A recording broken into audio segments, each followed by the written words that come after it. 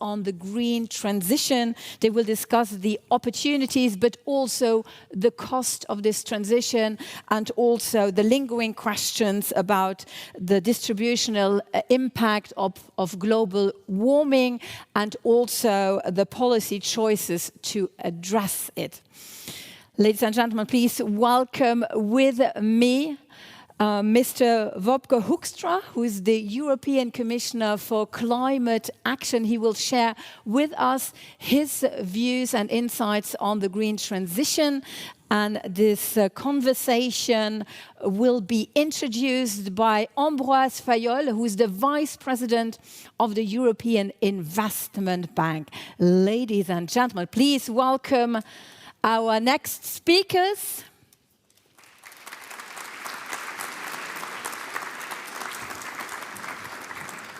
And I will hand over the floor to Ambroise Fayolle. Thank you. Thank you very much. Good morning to all of you. Good morning, Commissioner. Good morning, Shirin. I've been asked to be even shorter than usual, and usually I am short. So I'll be very short to leave the time for the conversation between Shirin and Commissioner Hoekstra. I think we need three things. The first thing we need is a strategy, and in Europe we have a clear strategy that is basically led by the objective of climate neutrality by 2050. And this is something we have translated at EIB in transforming the European Union Bank into the Climate European Union Bank. And we have a strategy that has been put in place in 2019 and 2020 that has clear targets in terms of achievements, in terms of minimum percentage of what we can do in terms of volume, what we can do in terms of crowding in of private sector projects, and what we can do in terms of Paris alignment of our projects. And on all these fronts, I have to say that we are on time, which actually is good because we are nearly halfway into the critical decade, as it is called. And actually what we know is we need to do more to achieve the targets if we want to limit global warming to 1.5 degrees, at least within reach.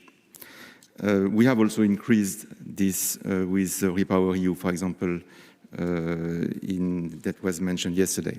The second thing we need behind the strategy is projects.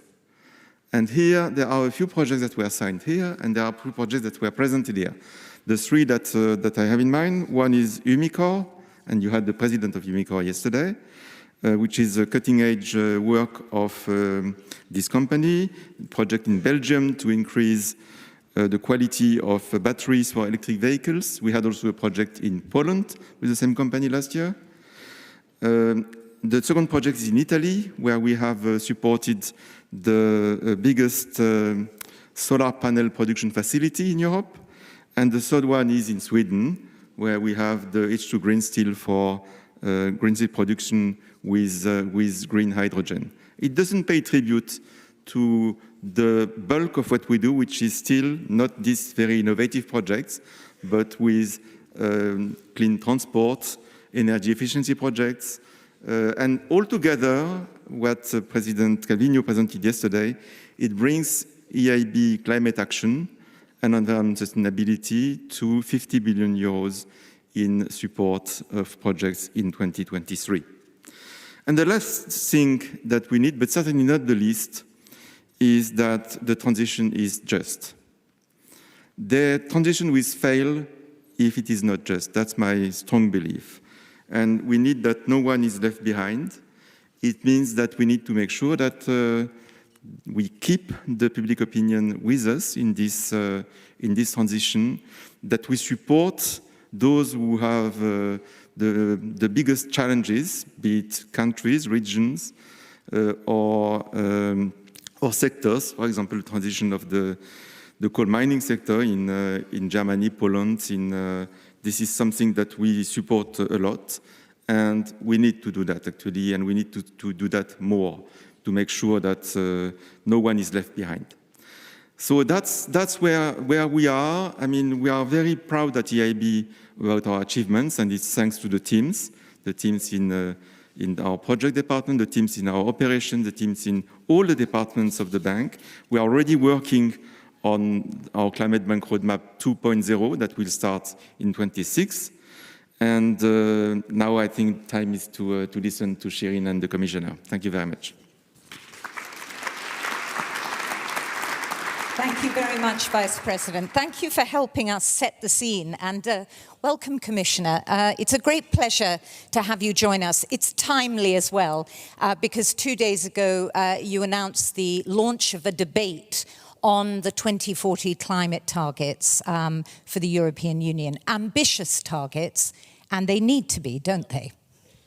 Indeed, they do. And thank you, first of all, for having me. And ladies and gentlemen, dear friends, very good to be here with you today and see also in the audience many friends from back in the day who I recognize from previous times and previous walks of life, but also many people who are, of course, very active in the domain in which I am today myself.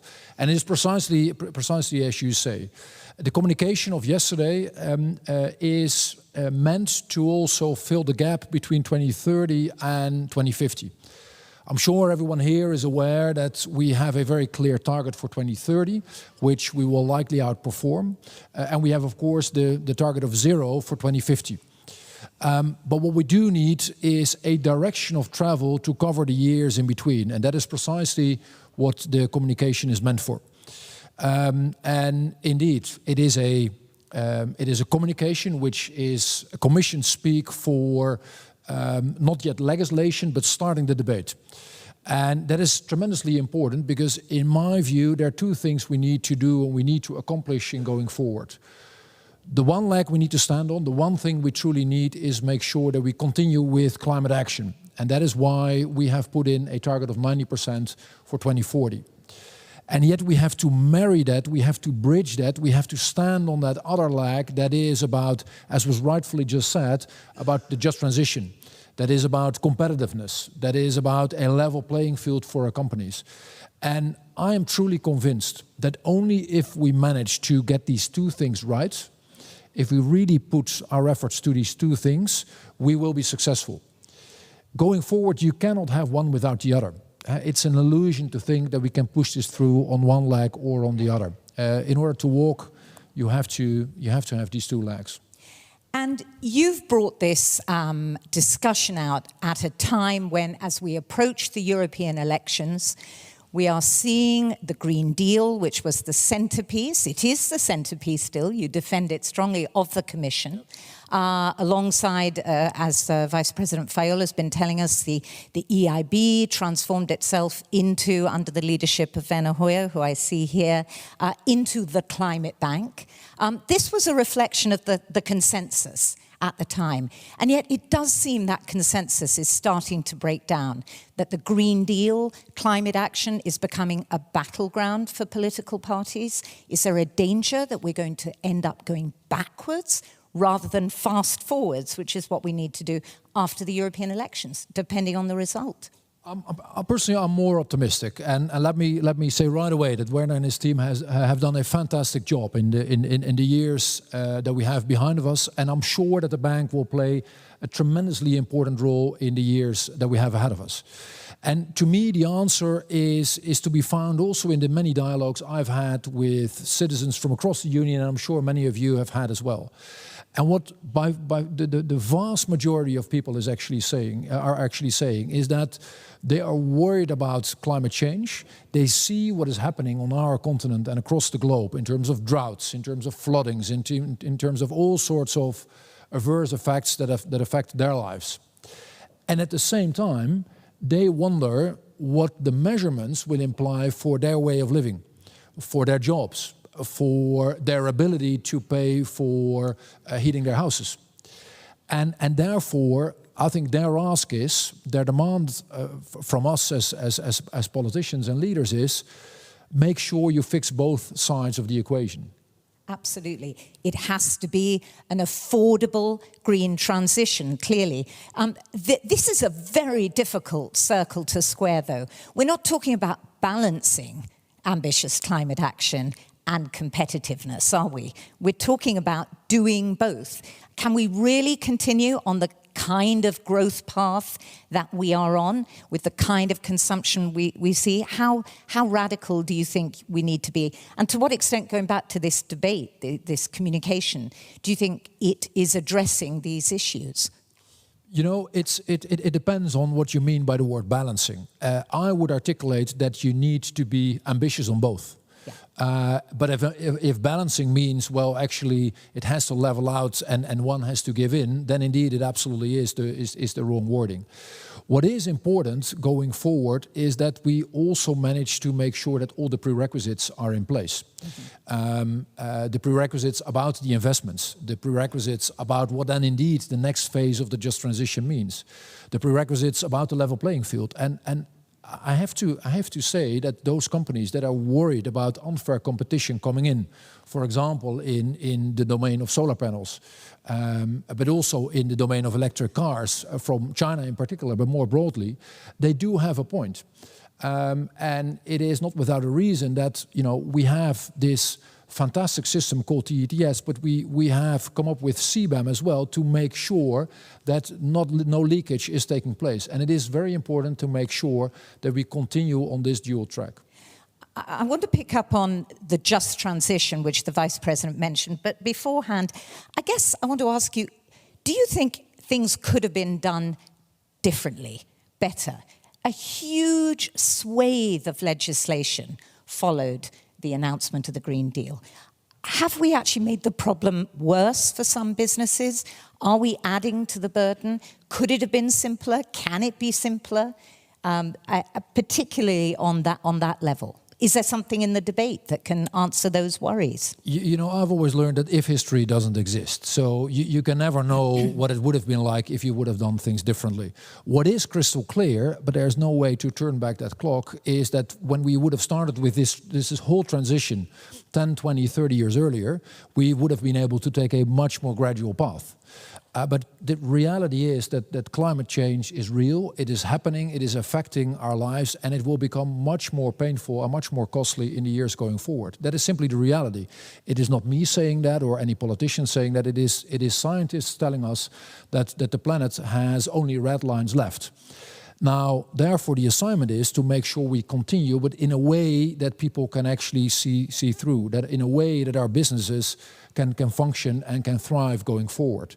And therefore, all the elements that have meant to be there in the Green Deal from the very beginning, the climate side, but also the business side, the deal side, as some people call it, has to be there going forward.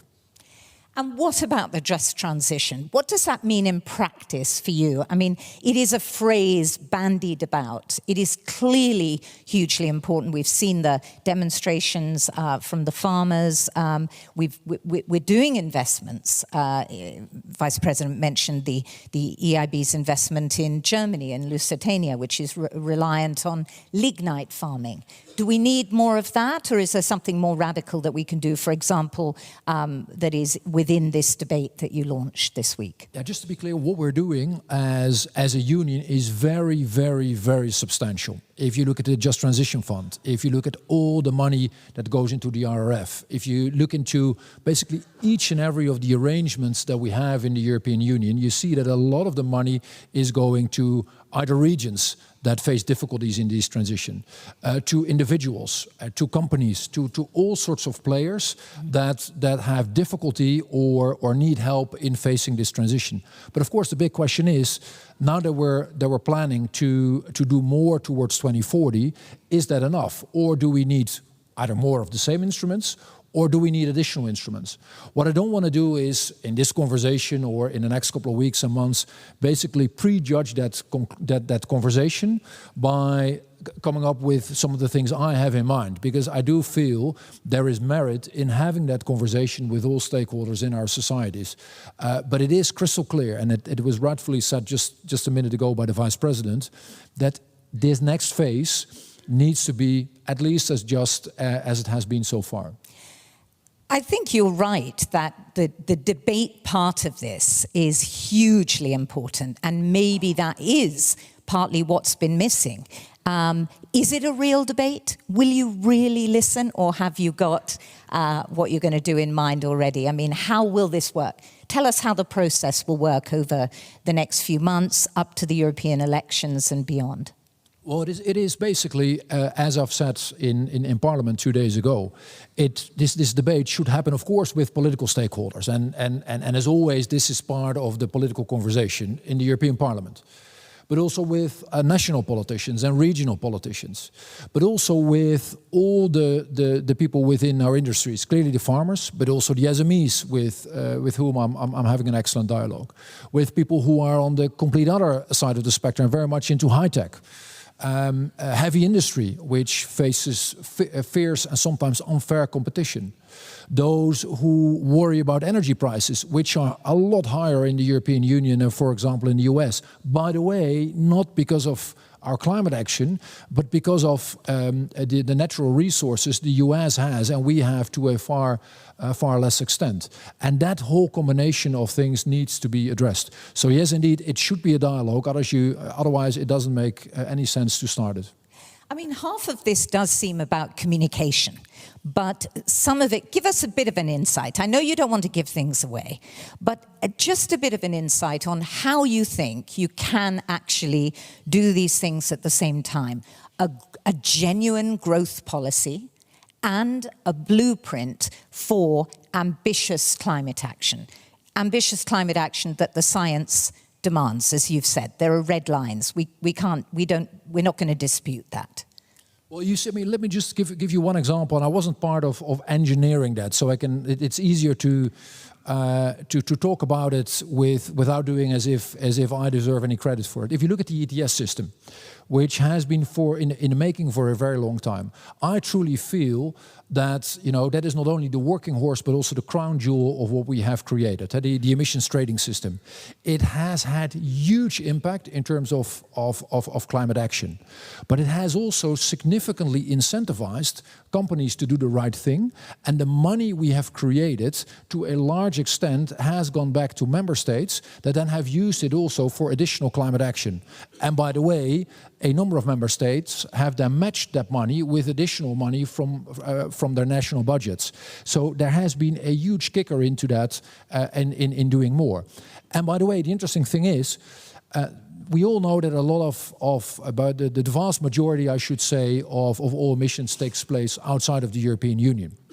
Now, particularly now that we have launched CBAM, you see that countries from all regions of the world are actually coming to us and want to talk about an emissions trading system. And sometimes they have the exact same thing in mind as we do. Sometimes they want to structure it differently. But they see that this is an idea that will be dominant in the years to come, that they might well need to move into it themselves, and that there is an incentive for businesses and for innovation in there as well. Clearly, and we were talking about this earlier, there are so many solutions on the table, and we can't really turn our backs on any of them, except maybe fossil fuels, and we've done that. And actually, you were the lead negotiator at the COP in Dubai, where I spent 2 weeks as well. So did Vice President Fayolle. Less said about that, the better. But anyway, the EU, I think, was instrumental in making sure that the transition away from fossil fuels was there on the table, not just on the table, in the final agreement. But isn't it difficult for us to lecture countries, continents, where, I'm thinking of countries in Africa particularly, where they have these natural resources, where they have gas, which they consider to be a transition fuel, and say, well, we're not going to help you with that. How do we keep, and in a sense, it's a kind of global dilemma as well. How do we keep the leadership on climate, but at the same time do our duty with our partners, to help them on their paths to development? And I know this is an issue in this house. We talked about it last year at the forum too. I think it is an excellent question, and maybe two separate comments to it that are linked. One is, if you look at why the COP was successful and why I think Europe could be successful at the COP, it was on the one hand because we managed to truly be one in all the negotiations. There is sometimes a disadvantage to be with 27, but you can turn that into a huge advantage, and I think we managed to do that and be very effective with the combination of the Commission and the 27 member states who have all played a fantastic role. The other thing we managed to do, and that was pivotal to the success, was we managed to make sure that super majority that is actually there on the international stage. It is often silent, but it is there, and that is a group of countries that demands more action. We managed to have that group stand up and come forward and say that we wanted to have more. And then, of course, you also need to get lucky. In politics, as in life, you can do many things right. But often when you then look at the result, it is not what you expected. Now at the COP, I think we outperformed our own expectations. But you're absolutely right, and that will be my second point. The dialogue is here that you are about to have with your friends from afar should always be a very good one, and one where you simply need to be sensitive. And particularly when you're using the word lecturing, I think it was your countryman, it was Churchill who once said that he always wanted to learn, but he was not always ready to be taught. And I think that is a very human thing, right? Having a dialogue is something different than being lectured. Absolutely. I mean, staying on the global level, I want to ask you a little bit about what you think the EIB, the group, also EIB Global, can be doing in terms of supporting the Commission's efforts in this field. We are, I guess, you could say no one would disagree as the Climate Bank, in step closely with what the Commission does, and will stay in step. What is it, do you think, that is needed from the EIB Group in this field as you go forward with this new sort of stage? Again, the bank has done a fantastic job in the years past, and I think the figure is close to 60%. If you look at where things are going, I think roughly 60% goes into one way or another goes into the domain of mitigation. Now, I would articulate that leaves another 40% on the table for climate action, or at least part of that. And the other thing, and we are, I think, only embarking on that, not only at the Commission, but also at the bank. Rightly so, a lot of our efforts have always been geared towards mitigation. And there is no alternative for continuing with mitigation, given that is at the heart of what we have to tackle. Having said that, given that we're so late in the game and we're also already seeing so many of the adverse effects, there is no alternative than to more in terms of adaptation. And there will be huge demands. I can say to you, there will be huge demands from member states and countries all over the world, but certainly also within the European Union, to do more and to get this right, to do this in a financially effective way. So this question will arrive at the bank's doorstep as well. And the bank has an adaptation strategy, which is actually pretty ambitious. And I think the Vice President will agree that, we are going to have to do more to meet that, the targets laid down in that strategy. But this is a hugely important point, especially going back to the beginning of this conversation, where we began with this idea of public acceptance and adaptation, which is, after all, helping communities already affected by climate change, whether it is flooding or fires, whether it is drought failure, to deal with this is also about keeping that public acceptance, isn't it? Absolutely, and indeed, interestingly enough, there is less debate about the necessity to do adaptation. In a way, it is fascinating, right? Because it is, the two things are absolutely interlinked. But there are many countries and businesses and communities that have woken up and come to us to talk about adaptation. And that is a completely different debate than we had, let's say, 3, 4, 5 years ago. So let's rise to the occasion and let's get that part of the equation right as well. Absolutely, and look for the business opportunities there too, of which there are many. Commissioner, I think this is an excellent note on which to finish this conversation, not because I don't want to carry on, but because we've come back to that point where we started, which is that, you know, we definitely, all of us here, will need to do more to make sure that we maintain public acceptance, that is from businesses, from citizens, whether it is from those who worry that there's too much of a burden, but also from those who worry that we're not ambitious enough. It isn't just from one side. So thank you for sharing your thoughts with us, and we look forward to working with you closely. Thanks, thank you, Commissioner. Thank you for having me.